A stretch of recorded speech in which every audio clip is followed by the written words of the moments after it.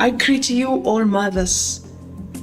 You that you are facing challenges, difficult, things are hard for you because you're not working, the husband is not working, you are a single mother, you are a widow, you can't provide for your loved ones, nobody's helping you permanently. We all know the story of the children of Israel, that they were oppressed by Pharaoh for so many years.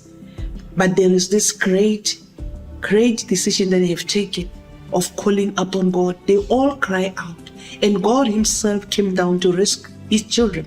And today, God can do the same to your life. But the only thing that we have to do is to do exactly what they have decided to do. You see, the book of Psalms 50, verse 15 says, "And call on me in the day of trouble. I will deliver you, and you will glorify me." So the only thing that God is inviting you today to call upon him. He will come and change your story as he has come to change the story of the children of Israel. Yes, you can call, or you've been calling neighbors, friends, family to help you, but I'm telling you, help of men is temporary, but the help of God is permanent. The only thing that we have to do is to call upon him, and he will change our story. He will change your story. He will wipe away your tears. Maybe you've been crying day and night. I remember I've heard, in fact, someone telling me that, we are just eating once a day. This is very painful as a mother, that you see your child starving, eating only one meal per day. But today, as God has already invited us to call upon him, those who are facing troubles, he will come and change your story. He will come and change your situation. You see the beauty of this verse, the last part, it says, "And you will glorify me." You will glorify God, because God will change your situation. God will provide food for your family. God will change the unchangeable. Even those children, maybe we are a mother that you are crying. You are crying because your child is disobedient. Your child is choosing the wrong friends. Your child is being influenced by the world. The only solution that you can do as a mother is to call upon God and believe that he will change this child. And now, how that you're not going to glorify the name of God? You will glorify the name of God. You will testify. You will testify about his greatness. So this is the only way that we can overcome our situation, overcome our difficulties. So do not forget this. Unfortunately, men are easily forgetting their creator, especially when things are not happening the way that they wish. Crying to the wrong people. While God is waiting for every one of us to call upon him. And he will come and comfort you. He will come and strengthen you. He will come and change the unchangeable. Thank you.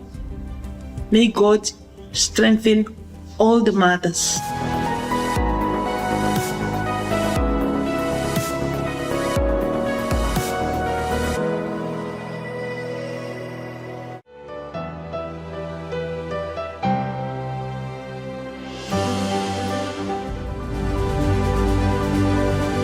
M is for making sure we feel loved. O is for opening up your heart and letting us in. T is for taking care of our needs. H is for holding us close to you. E is for every encouraging word you speak. R is for raising us to love the Lord. S is for sending you this special invitation, an invitation to all mothers. I will give my child all I did not have. Well, stay tuned with us right now to a show like no other, a Mother's Day special edition where we celebrate motherhood. Stay connected. We are women. We are brave, strong, capable, unique. We are women to women.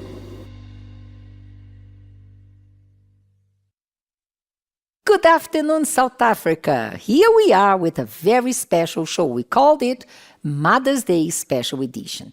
As a matter of fact, for the past 3 years, we have been celebrating Mother's Day here in the show. And today will be no different. So we hope you enjoy, you rejoice, and also you take something for yourself in today's show. Let me first just mention to you when Mother's Day has started. As a matter of fact, it has started in the 1900s in America when one daughter, after the passing of her mother in 1905, in 1906, she decided to celebrate, to make a memorial for the achievements of her mother. So her mother is called Anne Reeves and she was called Anna Reeves. From that on, whole America started reserving one day, and it is a public holiday there, the second Sunday of every month of May, so that they would celebrate the sacrifices of motherhood.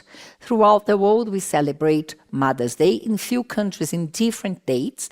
In South Africa, this coming Sunday, it will be Mother's Day, and here we are to celebrate your life as a mother, your sacrifices, and your love.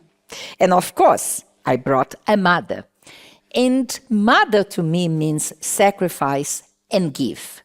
So today's topic goes about the saying that is being popular in recent years. And who knows, you have said that. I know Donna here has. I will give to my kids all that I did not have. So the fact is about giving, but we are going to explore what is behind. I'll give to my kids all that I didn't have. When we think about the action, is very honorable, is very beautiful, but to which extent that will contribute for the healthy growth of your children. Donna is a comrade, I call her a comrade, of many years in Africa, over 29. Yes, almost 29, since 1993. Oh, you see?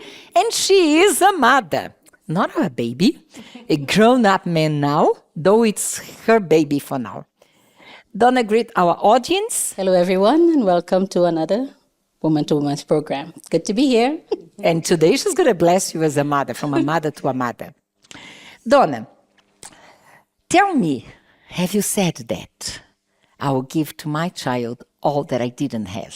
Yes, it's something that I have mentioned to myself because I wanted him to have what I did not have when I was growing up. And so now let us understand where this is coming from in her life and maybe your life. How was your upbringing? Well, tell us. Yes. Well, I was born in Trinidad for a very large family. I'm the last girl, and I'm the apple of my father's eye. In his eye, I can do no wrong. But my mom passed when I was very young, so I really don't have any recollection about her. And my dad, though he was with us, he was a sailor, and he spent most of his time on the ocean. So he left us with his sister to bring us up. And it was challenging. It was difficulty.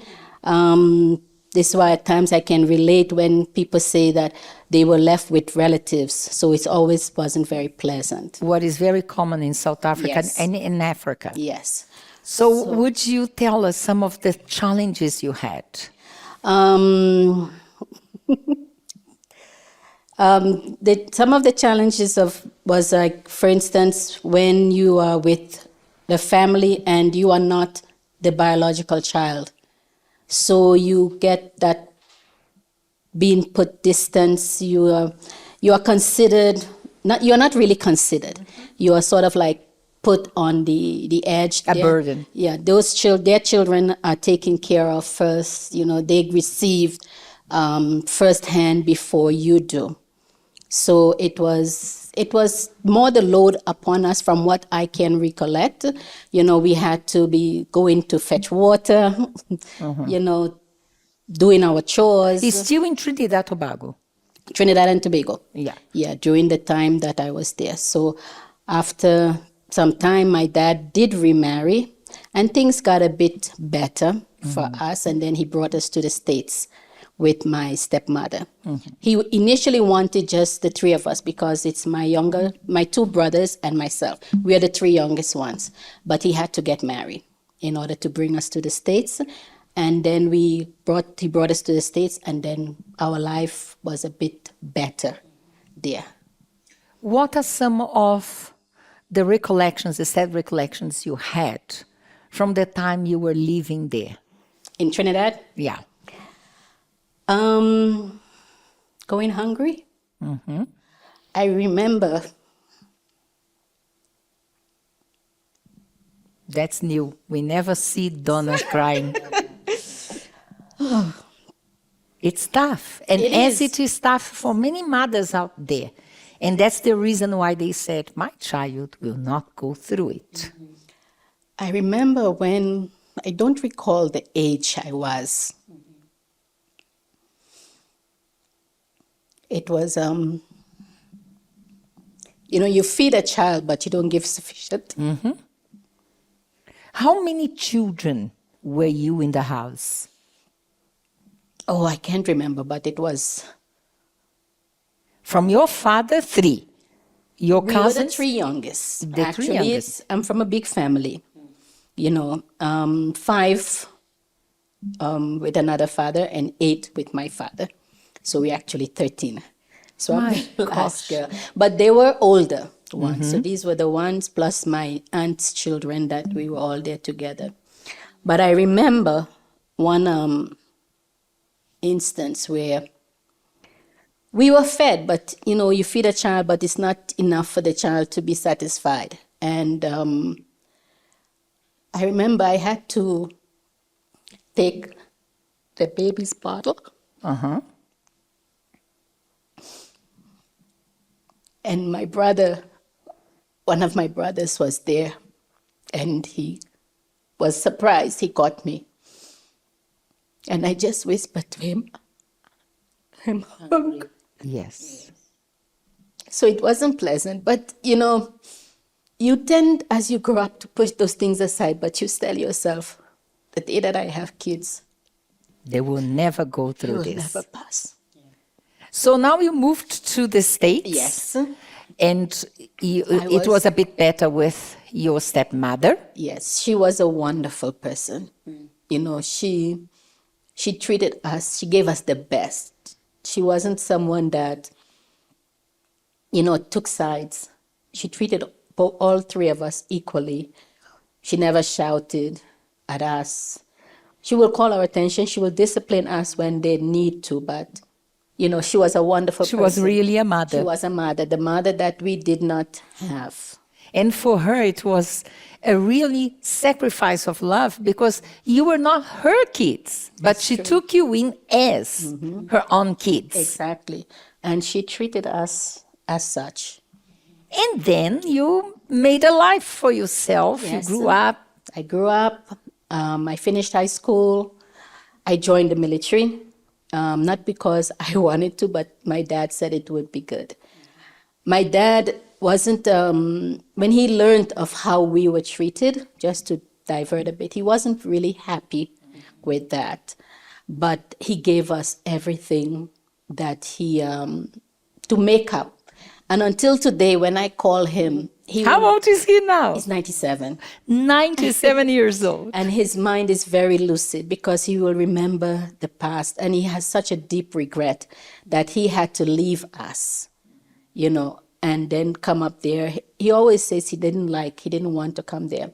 So sometimes I have to reassure him that bringing us there wasn't a mistake, because he sees it as a mistake.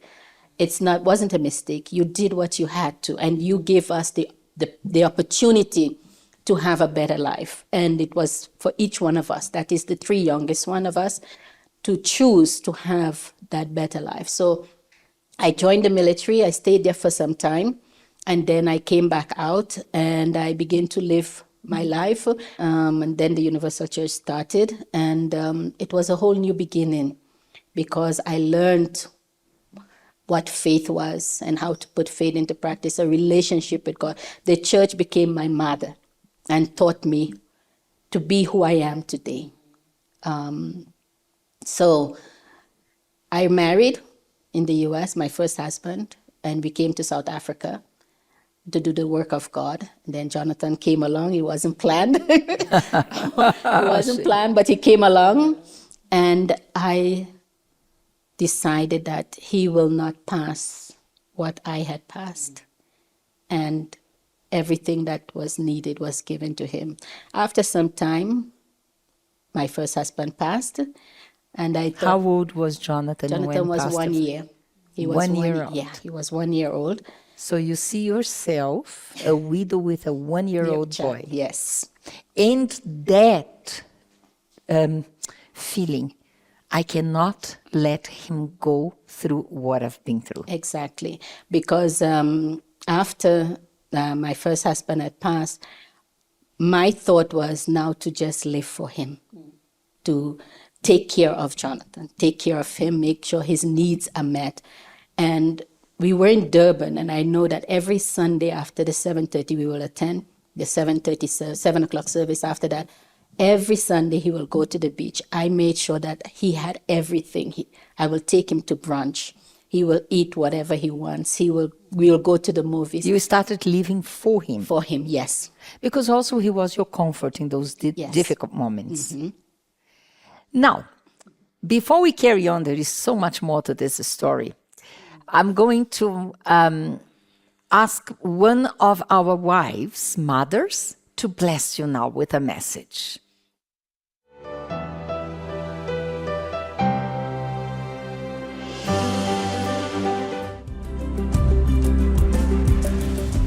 Hello everyone, a very good day to you all. My name is Joel and I'm currently serving here in Zambia. And from Zambia, I wish you all a very happy Mother's Day to you all.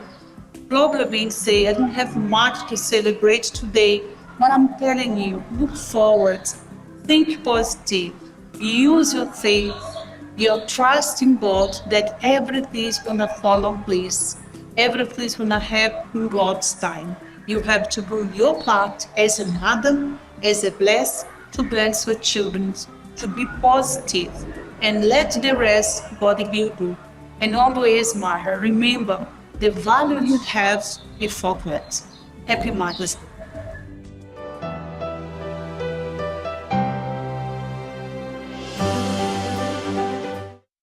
Donna, so we last stopped when you were taking care of him as a Yes, widow. Yes. But life did not remain as that. No, it did not. I remarried when Jonathan turned 5. Because really I was adamant that I wasn't going to remarry. My life was just for him. But be as it may, the plans God had was different than my plans. And I remarried, and I went to Nigeria. You remarried a pastor. A pastor, and who is a Nigerian. And we went to work in Nigeria. And that was the training ground, I can say, even for Jonathan, because it was very difficult. And I saw him facing some of the challenges that I faced. But though it wasn't easy, but it helped to form his character. It helped to make him to be independent, to be resilient in situations that are difficult. Especially because he was in a new country with a new language, different culture. He had to go to school, and it was difficult. He was part of the work of God, And that's why, and I wanted to take this moment and ask Donna to help bring clarity. That's why many of us as pastors and wives, we choose not to have kids because we know the efforts that are necessary to bring up these kids moving around. They don't have a sense of family. It's true. When did Jonathan meet his grandfather? How old was he? He was, if I recollect, was before I remarried, because in 1999. Because you had to go I had to go back for paperwork. But and if everything. you had not... It would have been 2008. So he would be? Oh, he would have been like 24. 24. Yeah, 2008? No, 2008. It's like about 14. He would be an adolescent. Yeah. He did not have any idea of family links. Then school, children need to be surrounded by safety. Yes. Going from one year to the other, knowing that they are going to study next year in this place, they are going to go with their peers. Their peers, yeah. There, and all of a sudden, we move. And Jonathan was in a good school in Durban. All of a sudden, he goes to Nigeria. He doesn't understand the language. He doesn't understand the culture. It's true. The church was right in the beginning there, with all the challenges that come along with finding place to stay. Some of the challenges you saw him going through. Some of the challenges that he faced, one of it I remember when he told me was that he couldn't relate because of the language. You know, they speak, even though they spoke English, but they have pidgin English. And he felt like an outcast because the kids would be relating with each other, and he would try to fit in, but he was a foreigner. They call him Oibone. That's for like a white person, so you don't really know how to relate until he kept on. Because Jonathan is light in complexion, Yes. so it's different than the other kids. So he called them Oibu. They are called Oibu Pepe. So, but after time, he was able to relate, to get with the children, to get also. I remember when he came for primary school, when they had to graduate to go to secondary school, the teacher wanted to hold him back because they felt that, no, he's not developed enough. So, and it was like, the father was like, no, he did his part, he studied, he earned to be promoted. And it was challenging, but he managed to integrate himself and to perform adequately. That thought, I'll give him all that I did not have, would come to your mind, and you would see when you were faced with this situation that you were failing, or not? Sometimes I felt, because as we said, in the beginning of the church, it was a bit difficult. So there weren't always the means that are there. So I will deny myself whatever that I have to in order for him to have, but if you had to buy something, a piece of clothes for you, for him first. It will get for him. If it's food, I can go without. Let him have it because he's growing. And 9 times out of 10, I can say he actually raised himself because, with the work of the church, being out there and everything, most of the time he was alone, but he never really... He didn't have another pastor's kid, another friend there. He was alone. He was alone in the beginning. In the beginning. Yes, in the beginning he was alone. Yeah. He was alone until there were other kids that he was able to get along with. Toko, you stayed part-time with them in Nigeria. I've known Donna for a long time. Yeah. And we were That's why we call comrades here, 93. So she's a comrade. And also in Durban, Yeah. we were together there from 97. I remember even when Jonathan was young.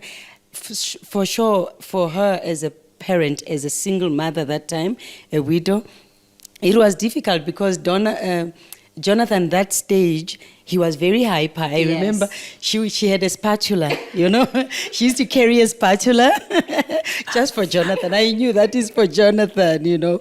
But, you know. She's now washing your dirty clothes here.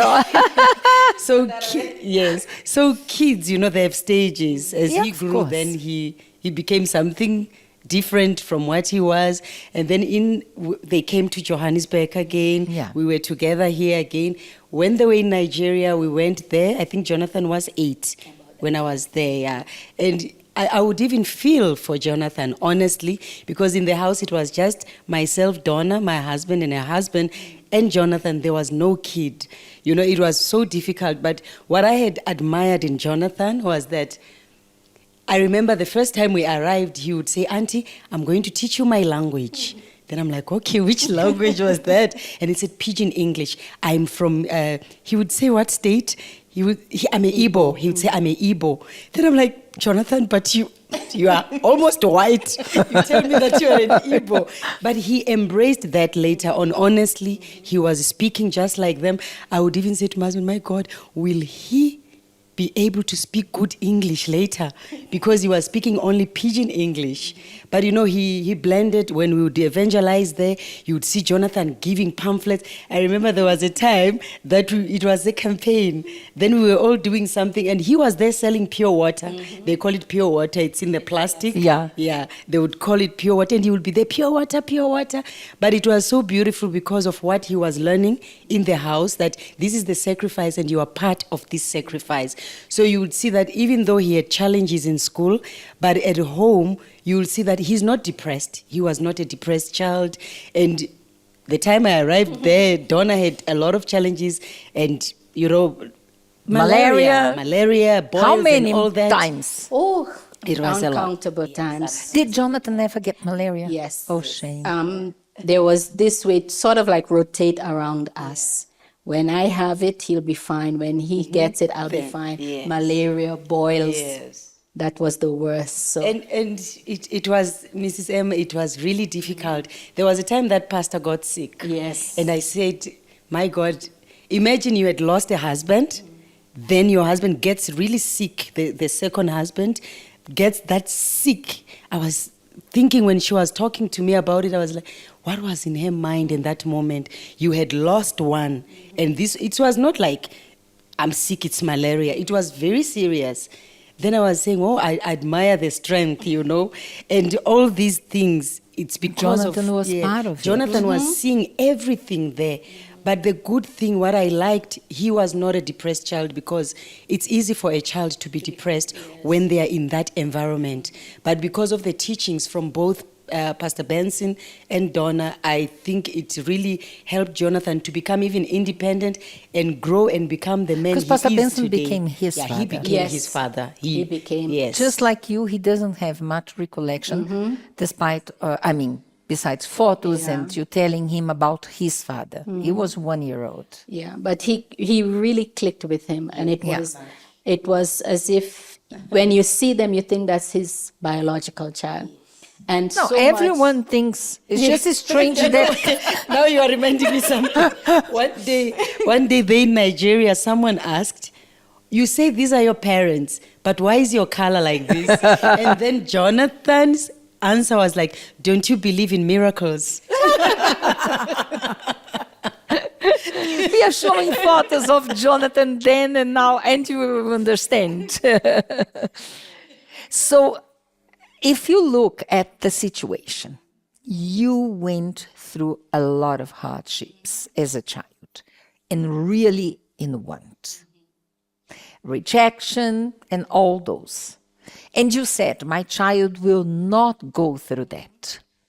But all of a sudden, the condition pushed him to go through some want, to face bullying in school, not to have what he was used to have while he was in South Africa, change of climate, and getting malaria, and getting sick, and seeing you sick, seeing the father sick. He was also in want. But what made the difference between your childhood and his childhood? I think because with him, God was there. Yeah. And that made all the difference. Because I was able to teach him that no matter what, let God be the foundation. And though he allowed things to go through, but you cannot allow the situation to define you, to lose yourself and say, I grew up to be like this because, that's how my upbringing was. You can't use that as an excuse. I don't know if it's wrong to say that, because you have the ability to make something of yourself. You have the ability to change your situation. So instilling in him, having a relationship with God, that is what matters. And why I say that is because I saw that with my two brothers. Until today, they don't have such a strong relationship with my dad because they felt like he failed them. And they didn't see and appreciate the opportunity that he had. He didn't leave because he wanted to. He left because he was looking for something better for his children and giving them the opportunity, because today everybody wants to go to the U.S. Everybody wants, because there are opportunities Yeah, there. it's funny when you say he regretted that he took his kids to the U.S., because that's the dream of every Exactly. family, to take the kids to the U.S. to have better But conditions. he regrets because that relationship that's supposed to be there is not there. And inside of him, he felt like he made a mistake. And he would say, it's the biggest mistake I made of my life. So whenever I speak to him, I help him to see, you did not make a you mistake. did not. Because if you didn't, I will not be where I am today. And they are men who have established their lives. It's not the most glamorous life, but if they take a look back, they will see that they have the Do they have opportunity. families today? They have. They are in the States. Yes. So But they build a life They build there. a life for themselves, so they're not seeing that, because they will tend to, my dad, when he talks of memories, and sometimes he also came from a broken family, and he would remember that, but you can't look at that, so I would say that with Jonathan, everything that he passed through, my teaching to him was that don't look at what you are passing. See where you can get to. Don't allow the circumstances to affect you. And I think one of the differences, one of the differences in both cases, it is the love. Yes. Because Toku said something, I don't know if you realize, he was part of that sacrifice. He was not being rejected. He understood he was part of this family, and all of us going through that, so he was proud to be part of that sacrifice. Exactly. Because, not to cut you, when I stop and I think, he never asked for anything. Jonathan grew as a child to be content with whatever. He never asked. And when we came back to South Africa, and he was sad in the beginning when he had to start from grade 9, because there in Nigeria, he was going into grade, I think, 11, and here he had to go back. So he lost 2 years.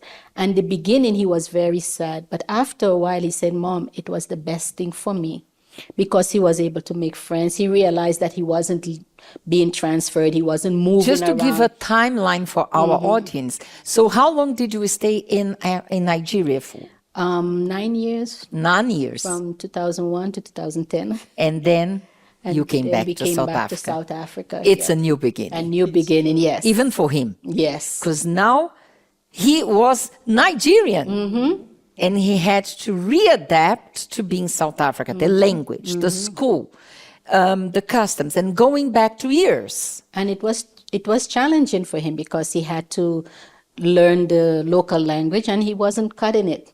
It was difficult, but he found his way because of his disposition. He's a person that, and I believe that is what was instilled in him, that doesn't matter what goes on, he has a sunny disposition. He's always a happy-go-lucky person, even if he's hurting, but he will not show. And I think that he gets that from me. Aha. Yeah, I can promise you to get Donna crying on camera. It took us almost 30 years, né, Toko? It took us almost 30 years because she spent some time in the military, but the military never left her. Exactly. Just to give you a feedback, when she lost her husband, she lost her first husband to cancer. And that spirit of using what you have in the moment to build something, he got from you. Because in that moment, and few years later, she started learning about cancer support. She is our coordinator national-wide, and she is our facilitator trainer for Africa in cancer field. So what should be something to put her down, to destroy her, became something that she uses today to bless others. Yes. So I see that Jonathan got exactly from her the same spirit. Yes, exactly. I know you're curious to know where Jonathan is today and how did his life turn. But just after, another mother, should I say, is able to bless you.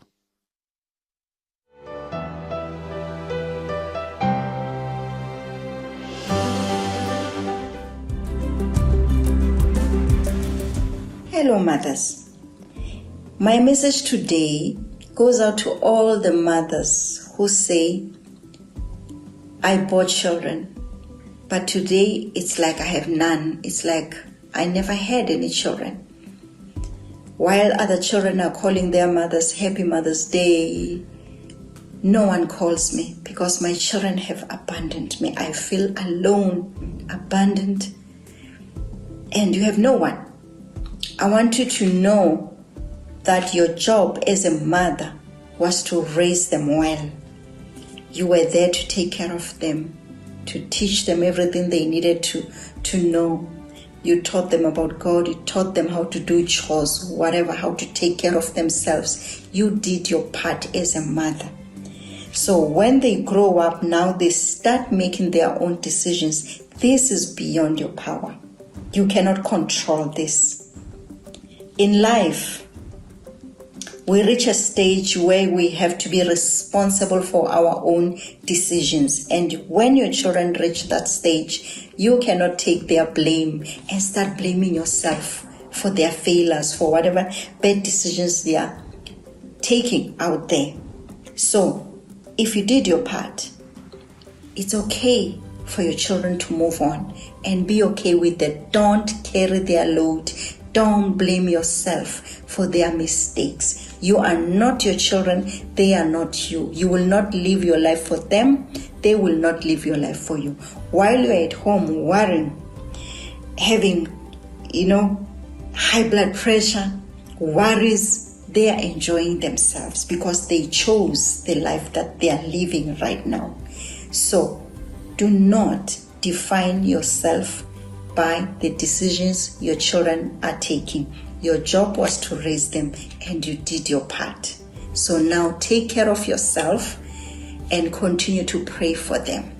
If they have abandoned you, continue to pray for them. God will touch them. Have hope that things will turn out well in the end. So be blessed. We love you.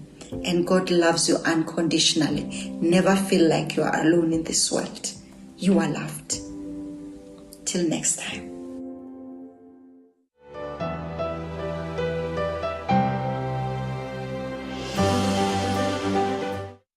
Donna. Yes.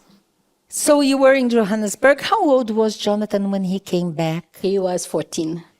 That's difficult. Yes. He was age. 14 years old. Going to school? Yes, he started high school. He started at Grantley College in the 9th grade. It took a while for him to get used to, but he adjusted and he was beginning to relate. And after that, he graduated. Along the line, he fell in love with photography and drawing.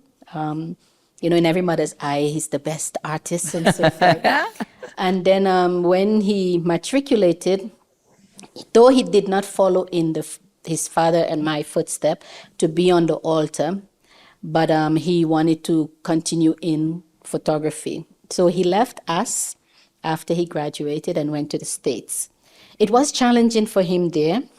But I wanted to know the challenge for a mother's heart.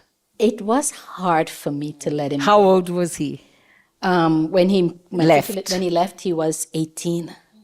And then he decided, Mom, I will go to the States. Yes. Because, of course, he has double citizenship. We asked him what he wanted to do. He said he wanted to pursue photography. So we did not impose on his decision. And so he left for the States. And that was the most, difficult. Mm-hmm. It's the difficult time for a mom. It was the most difficult. Yeah, because he was always part of your life. Yeah. For you and for your husband. But I think more so for me. Yeah. Because a mom is always attached. Because it was like, I'm losing my best friend. Mm-hmm. Our relationship had grown so well. There was a turn because there was a moment when I wasn't always, I can say, present. Sometimes I was a bit hard until one day before he graduated, he said, Mom, you never listen to me. And I said, no, I do listen. He said, no, you hear me, but you never listen. And that caught me by surprise. And when I looked into it, I saw that, I was always there doing, but always distracted until when I decide that, no, I'm going to be present. I'll be there. When you want to talk to me, you can sit down, you can talk to me. So our bond became stronger. And when now he was an adult, he could relate to you and you could talk about things. And then, Donna. Okay. Hard. It was hard when he had to leave, but I had to let him go because it was his decision. And I was confident enough to know that all that he was taught, the challenges he went through, the difficulties, it formed him, it shaped him to be the man that he is today. Another sacrifice out of love from a mother, to let the children go. Yes. You wanted to keep him here. Yes. No matter if he would be a pastor, he would pursue a But career. just He to could have have him- pursued a exactly, career here. Exactly. But his desire was to go to the States. Mm-hmm. And you were torn between his life and your will. Yes. And that was hard. It was hard because my thought was, how is he going to cope? Even though he went to my brother, but his background, his upbringing is two different sides. How is he going to cope? How will things be What for gave him? you that confidence he would make it? I trusted in the discipline that I gave to him, the teachings that was given to him, that even though he's not with me, he's not going to be with us, the father and I, but he will be able to make it on his own, even though he will find difficulties and challenges, but he will remember his beginnings and be able to cope and to make his way through. So you wanted to give him everything you could. Mm-hmm. And of course, the circumstances, the environment did not allow. From the point of view of a mother that wants to shower her child with everything possible. But do you agree that those challenges and those things that if you could, you would have provided, but he didn't have, the change of environment, the bullying, made him to understand that he needs to earn Yes. in life. Yes. It's not just to receive. Exactly. And because if he was handed everything easily, I don't think he would be the man that he is today, an independent man, a man who is able to... Tell us, who is Jonathan today? Well, He left here at the age of 18. he left at 18, and he went to the US. He stayed with my brother for some time, and then he joined the military. He followed my footstep. He joined the military, and he really liked it, and that also helped to enhance his discipline from what he had received from us here. He stayed there for 6 years there, and now he's out. He's working. When he got his first apartment, he sent me photos.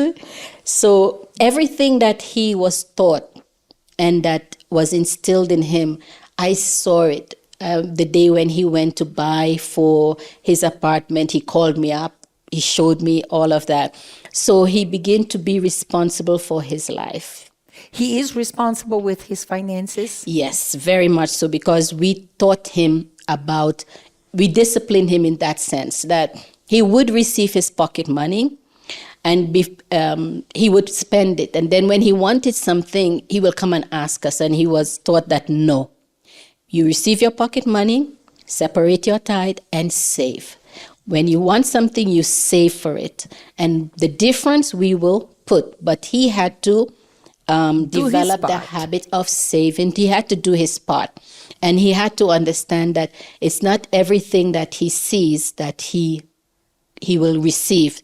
He had to earn it. He had to do his chores. If you want, I see that today the reward of everything, the hardship, the difficulty, the challenges that he went through, it wasn't in vain, because he used all of that as a platform to form himself the way he is today in that aspect. In the military, tell us what he has achieved, because that gives our audience a sense of the level of responsibility he developed throughout the years. When he started as a private, and he worked his way up. When he left, I think it was a sergeant or staff sergeant. I don't remember the rank that he was, but he pursued that. He always see that, no, I can do better. I don't need just to go in and be right there. He always challenged himself to even go for the category that is not even within his capacity. His MOS was a CBURN, which deals with chemical warfare, and that's the area he was working in. But he always pushed himself to go further. Yeah. Donna, he came to visit you. Yes, he came. Just before the pandemic, out of surprise. He came. That was the big surprise, because we were talking with him, and he was like, what do you need? And I was telling him, okay, get me this, get me that. And he's like, no, I'm going to give it to a friend to bring it and everything. And I was okay. But they played me, and I wasn't in on it. So when I was on the phone talking to him, I remember it was a Friday, we were leaving to go. And of course your husband was part of that. He was part of it. They were part of it. Even my dad, but I think my dad almost slipped up, so they had to cover it. They were telling me later on. So everybody knew except myself. So it was a surprise. So, I knew it. Yes. So I was on the phone with him, and he was talking and everything, and it was a night vigil for the assistants. And I was leaving the house because my husband had to come back to get me. And I'm on the phone talking to him. And as I came out into the garage, the car came driving in. And I'm like, what are you doing here? And I was like, you guys played me. But it was a great moment, because it's been so long. He left when he was 18, and he came back. Okay, how old was he? 23 or so.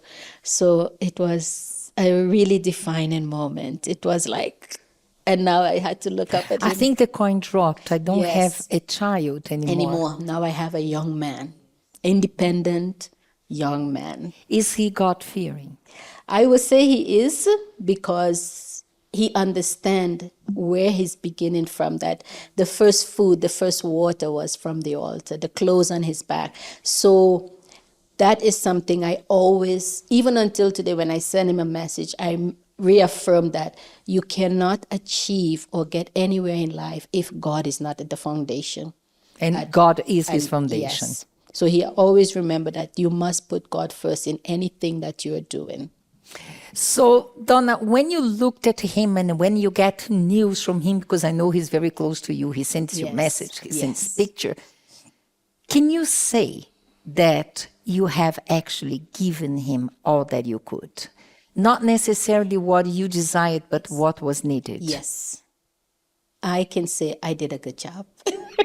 Not to boast, but he received. He received the principles of life. He received the morals, the virtues, I can say, to respect. These are the qualities that is needed in a child's, to be invested in a child's life, to learn to respect others, to learn to appreciate others, to learn to value others. You know, think of others, not only of yourself. Don't be selfish, you know, learn to share. So when I look at him today, I see that all that he passed, I can say that, yes, I gave to him what he needed, not what he wanted. I think, sorry, Miss M, I think what she mentioned here is very important, that she taught him how to respect, not to be selfish. I was just thinking while she was talking that every time I think of my mom, I'm not thinking about the things they gave to us, though when we grew up with everything. I knew that one day those things will finish. My father used to say, and when my father passed on, we never had what we had before. But every time I want to think of my mom, to be grateful to her, I think of the teachings. You know, the teaching that regard other people. Do not think you are better than the other. You know, do not be selfish. Those things, they are the ones that you treasure the most because they make you as a person. I am who I am today, a giver, not a selfish person, because of the teachings of my mom. So it's not the money or the gifts that she gave to me that I always remember. And this is something that most parents, when they say I would to give their child, they think of material things. But what the child is needing is, even if you don't give anything, but maybe you are present, you are there when they have to do homework. That is the point. I wanted to finish this first block with a saying, very famous, from Sheikh Mohammed from Dubai. And we are going to continue now, based on what he said and what you are commenting, with a real life experience. Actually, you have a bonus today. You have the mother and the son today, real life experiences. What makes the difference? What is it that is the everything you can give to your child? And just after this saying, we have a gift for you. Today we have a French song to celebrate you, and the meaning is very profound. We will be back just after the break.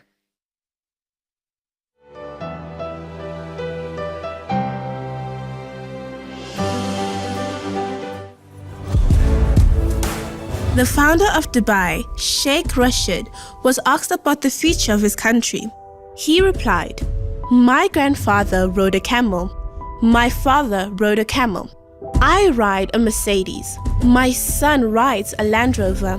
And my grandson is going to ride a Land Rover. But my great-grandson is going to ride a camel again. Why?" He replied and said, "Tough times create strong men. Strong men create easy times. Easy times create weak men.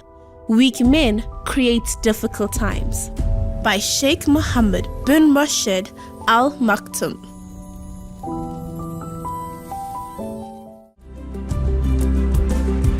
Hello to all the mothers watching our today's show. As we are celebrating the Mother's Day, I'm here to just wish you a blessed day and that you always remember to bless your children. We know that we as mothers, we face many challenges and difficulties, but as the Lord Jesus said, that we should not lose heart. So even today, if you are facing any challenge, know that God will be there for you. Just bless your children, because God also, He gave us authority to bless our children. And there is a great power when we lay hands and bless our children. No matter what situation we face, just believe that God's going to bless you, to guide you, and give you all the patience that you need to raise your kids all the time. I wish many blessings for you, your children, and all your family. Bye-bye.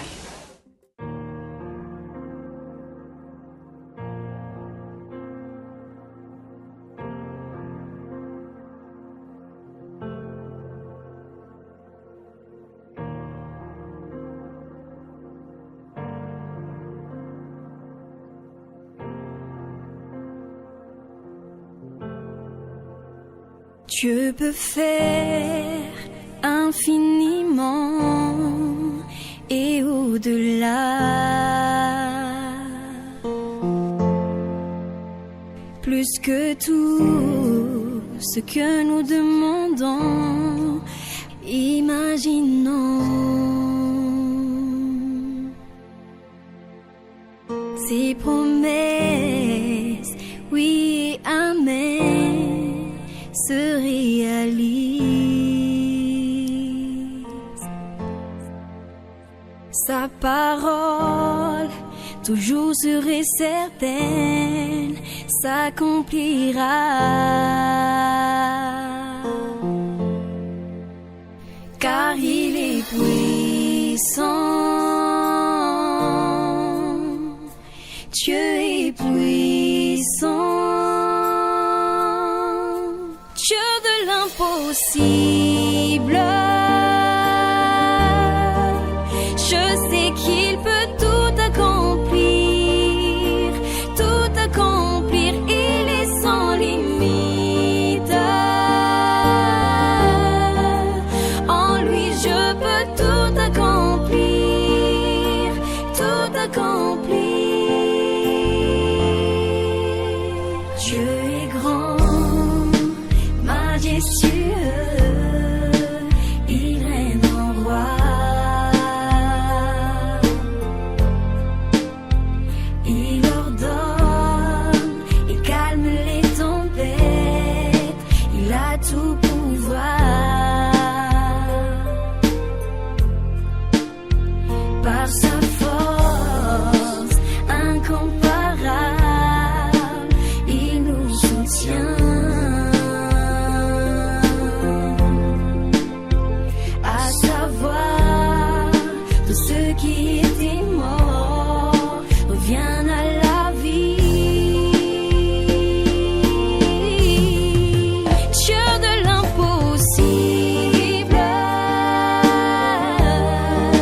je sais qu'il peut tout accomplir, il est sans limite.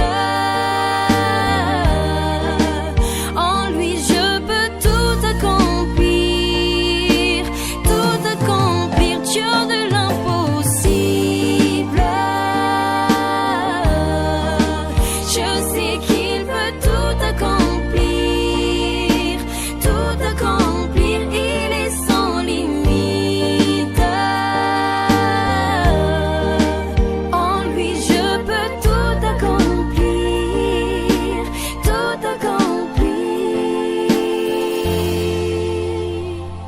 À lui soit tout l'honneur, puissance et force, louange et gloire à jamais. À lui soit tout l'honneur, puissance et force, louange et gloire à jamais. À lui soit tout l'honneur, puissance et force, louange et gloire à jamais. À lui soit tout l'honneur, puissance et force, louange et gloire à jamais. Dieu de l'impossible, je sais qu'il peut tout accomplir, il est sans limite. En lui je peux tout accomplir,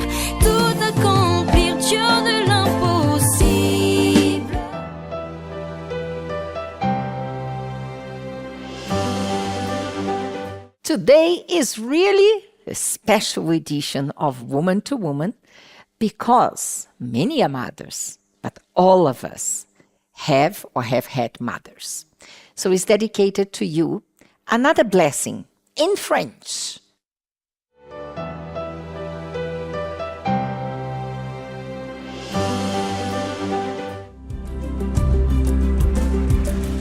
Bonjour les mamans, je suis ici pour parler avec vous et vous donner la bénédiction de Dieu. Écoutez, on va parler de mère à mère.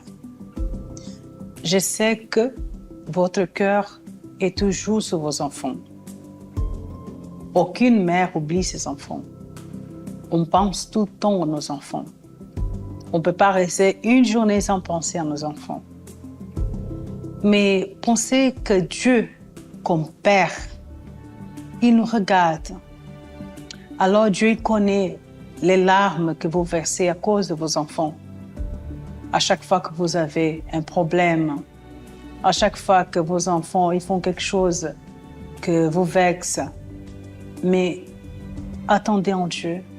Ayez la foi que Dieu est en train de voir tout ça et que Dieu aura la miséricorde de vous et de votre famille. Ne pense pas que Dieu vous a abandonné. Ne pense pas que Dieu ne va pas agir dans le cœur de vos enfants. Vous devez avoir la foi, maman. Je sais que c'est difficile. On veut agir quand on voit une situation que c'est hors de notre contrôle. On ne sait pas qu'est-ce qu'on va faire. Mais on doit confier en Dieu. Et c'est difficile, ça, parce qu'on veut agir. Mais utilisez votre foi. N'oubliez pas, sans foi, c'est impossible d'être agréable à Dieu. Alors vous devez confier la vie de vos enfants. Si ton enfant sort de la maison, si ton enfant est en train de faire de mauvaises choses, qu'est-ce que vous devez faire? Priez. Fléchissez votre genou et priez. Demandez à Dieu de garder votre enfant là où il se trouve. Peut-être vos enfants, ils sont dans la drogue, dans la prostitution, dans les vices, dans le vol, en prison, dans un hôpital. Peut-être votre enfant est malade. Je ne sais pas quel moment difficile vous traversez. Mais la seule chose que je sais, c'est que Dieu, il regarde les larmes que vous versez par amour à votre enfant. Si vous avez 1, 2, plusieurs enfants, peu importe le nombre d'enfants que vous en avez. Peut-être tu n'as pas d'enfants physiquement, mais vous vous occupez de quelqu'un. Vous donnez attention à un enfant, un adulte qui est avec vous à la maison. C'est déjà un adulte, là, l'enfant que vous avez élevé. Mais c'est à vous, parce que mère, c'est pas seulement celle qui accouche un enfant. C'est celle aussi qui donne son amour à un enfant, à quelqu'un d'autre. Alors, croyez que Dieu va agir. Plus tôt, plus tard, Dieu va agir dans le cœur de cet enfant. Vous priez seulement pour lui. Vous laissez Dieu agir. Demandez à Dieu qu'il a le Saint-Esprit. Parce que votre enfant, il a le Saint-Esprit, il sera sage. Il va prendre les bons choix. Il va laisser les mauvaises choses. Il sera dirigé par Dieu. Il grandira avec la sagesse de Dieu. Alors, maman, depuis le bas âge, apprenez vos enfants à suivre Dieu. Parce qu'après, quand ils sont adolescents, c'est plus difficile de les dire « viens à l'église ». Alors, dès maintenant, apprenez vos enfants à prier. Apprenez vos enfants à aller à l'église les dimanches. Apprenez à aller les autres jours de la semaine, si vous pouvez, avec vos enfants à l'église, pour qu'ils puissent avoir cette habitude d'être dans la maison de Dieu. Parce que c'est très important que votre enfant puisse connaître Dieu, parce que là, vous aurez la paix. Alors, ne désistez pas de votre enfant. Même s'il fait de mauvaises choses, ne désistez pas de votre enfant. Priez toujours et croyez que Dieu va le faire en son temps, pas dans notre temps. À son temps, Dieu va toucher le cœur de votre enfant. Il va venir vers Dieu Et là, vous serez fiers de votre enfant. Que Dieu vous bénisse.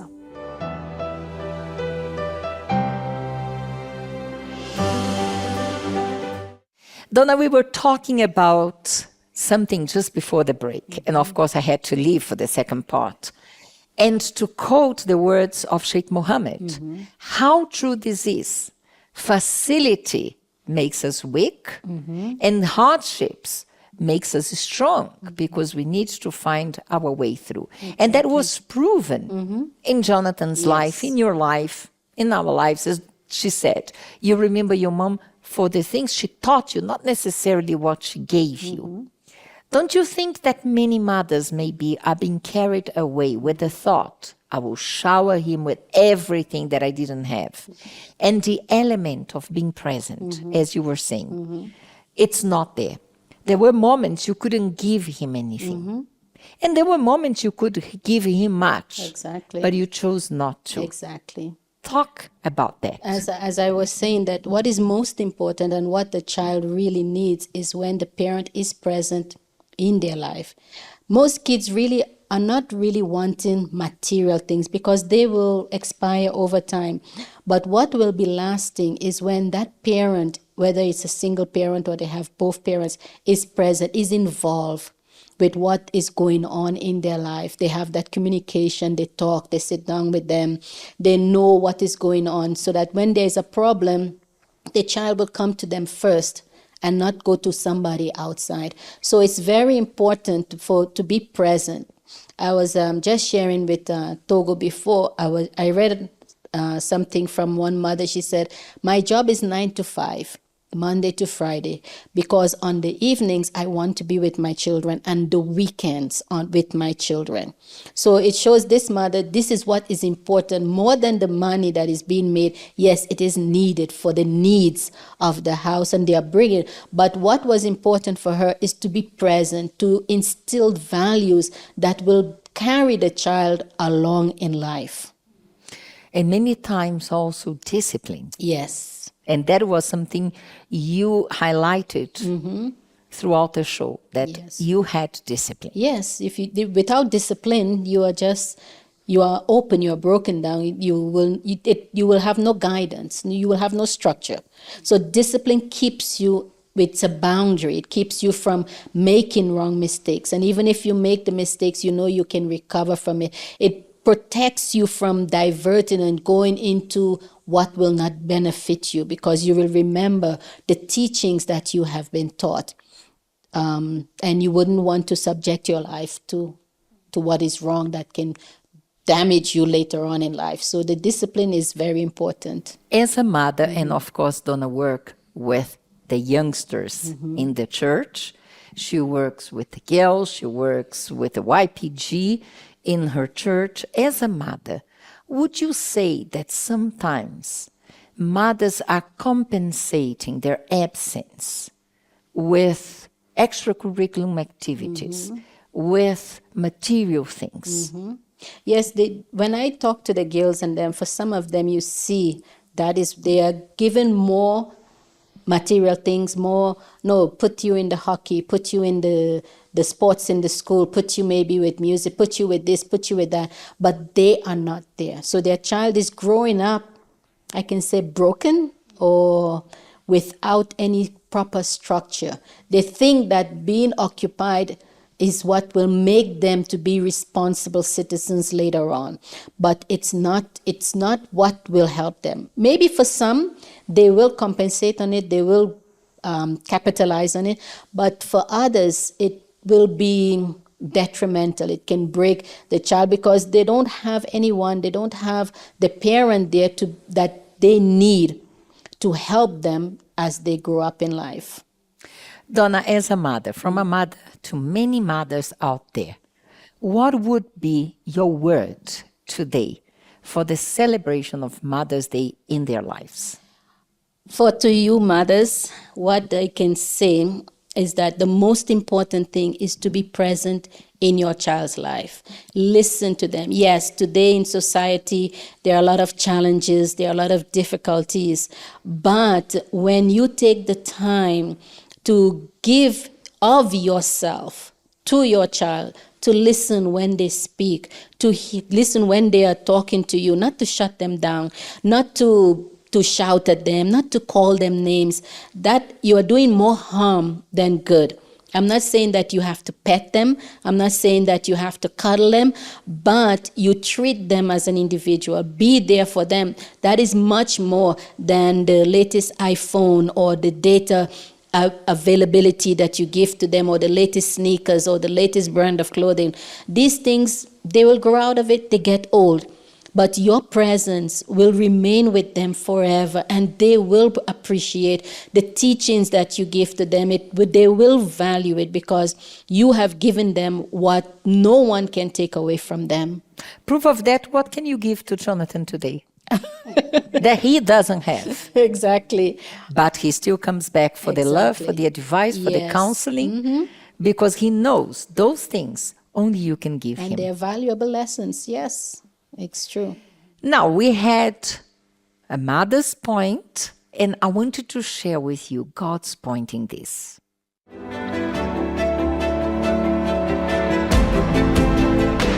Let's see God's point in this. And why not? Reading from Proverbs 31, verse 25 to 27. Strength and honor are her clothing. She shall rejoice in time to come. She opens her mouth with wisdom, and on her tongue is the law of kindness. She watches over the ways of her household and does not eat the bread of idleness. This is the woman that God wants you to be. This is the kind of mother that God has planned you to be. Your strength is the honor, not necessarily the much you can do, you can provide, the brains, the clothes, to work extra hours, but the respect, the admiration of your kids that come based on what you are teaching them. Also, she opens her mouth with wisdom. This wisdom is, you do not curse. You do not use words that will put your children down. But wisdom will also lead you to instill discipline. So they will learn that in life we have to earn what we need. So even though you have everything, all means possible, you are still going to put limitations. And that will train them for the days ahead. This is what God does with us. Think about your many prayers. You did not receive all you prayed for, but you surely received what you needed. So it comes from the Father, the Creator, teaching us how to train ourselves and to train our kids. You may be able to give them all they wanted, but because you have the wisdom of God, you're going to actually give them what they need. And more than the material, it is to be there for them. It finishing saying, she watches over the ways of her household, and she does not eat the bread of idleness. Not necessarily someone who doesn't like to work, someone who doesn't like to take care of the house. But this bread of idleness, sometimes it is those moments when moms say, I don't know what to do, so I'm quitting. I'm letting someone else do the job that I could not do. When you have this partnership with God, when God strengthens you, you will never quit. You might be going through problems right now with your kids. You might be going through disappointments, and you think, I will quit. God is here to give you strength and wisdom not to quit. This bread of idleness, it is when you just give in and give up. And today, you are not going to give in or give up, because the best thing that you can give to your children, it is to lead them to the foundation. The foundation that we had, the foundation that Donna worked hard to give to Jonathan, to lead your children to the fear of God. Toko, What is the conclusion of the matter today?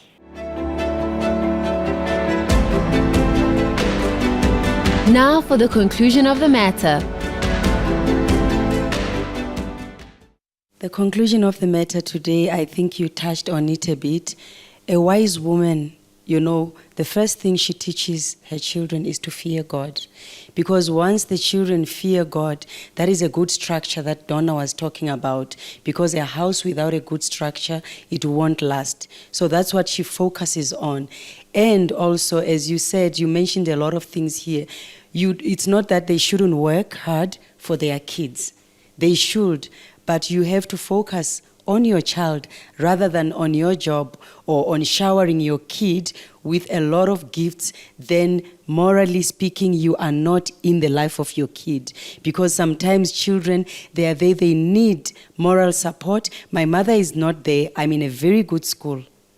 I am in a private school, but I do not have moral support from my mother.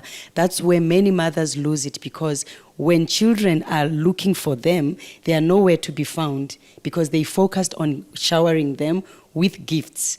Then children look for help in wrong places. So a wise woman knows where to draw the line, that I cannot allow my job or my responsibilities to make my relationship with my child weak. Because once my child's relationship and mine together is good, my child will be a strong child. Toko, I'm going to say something that for some may be a surprise. But in line with what you said, many women cannot even allow the work of God, the service to God, as an assistant, as a group coordinator, to interfere with her child. Because you can apply yourself to the whole world, and how hard it will be if your own child doesn't have that love that you give to others. Donna, Yes. Jonathan was not that 100% boy all the time. No, he wasn't. No.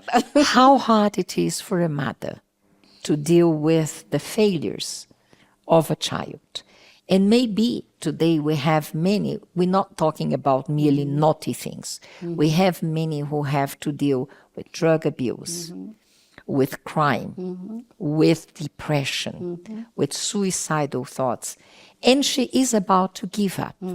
So I want you to pray for them so that God can strengthen them, as God has strengthened you throughout the years. Yes. Let us pray. Let us pray. Father, in the name of Jesus, we give you thanks for this message that you have given today. And we make this prayer on behalf of all the mothers that are out there, my Lord.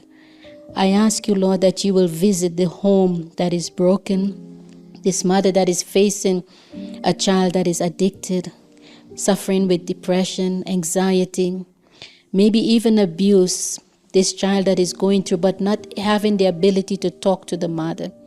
Oh, my Lord, I ask that you will strengthen them. Give them the wisdom, my Lord, to know how to rule their homes. Give them the wisdom to know how to relate with their children. Make them to understand that it's not all about the material possessions that the child would need, but what the child needs is for them to be present, to listen when they speak. Oh, my Father, bless them. Guide them and direct them. This is what we ask you, my Lord, and we thank you because we know that you have heard us and that you will indeed answer. In Jesus' name, amen. Amen. So from us, have a very blessed Mother's Day. More than the celebration, the flowers, and even if you don't receive anything, you just received the strength of God, the wisdom of God, to be the mother that God has planned you to be. God bless you all. Until next week with another special program for you from Woman to Woman team. Bye-bye.